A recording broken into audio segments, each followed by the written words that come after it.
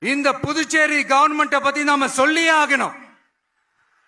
இது டெஃபினட்டா தமிழ்நாட்டில் இருக்கிற மாதிரி நம்ம திமுக கவர்மெண்ட் மாதிரி கிடையவே கிடையாது.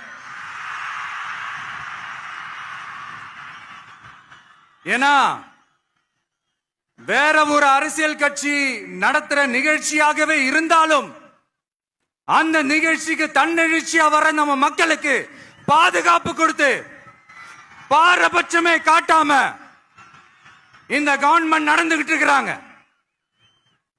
அப்படிப்பட்ட இந்த புதுச்சேரி கவர்மெண்ட்டுக்கும் நம்ம புதுச்சேரி சிஎம் சார் அவர்களுக்கும்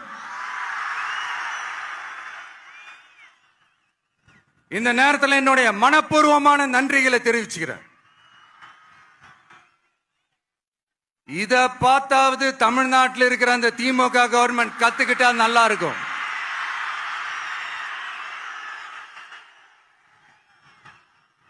ஆனா அவங்க கத்துக்க மாட்டாங்க. பரவாயில்ல, வரப்போற எலெக்ஷன்ல 100% கத்துக்குவாங்க. அத நம்ம மக்கள் பார்த்துக்குவாங்க.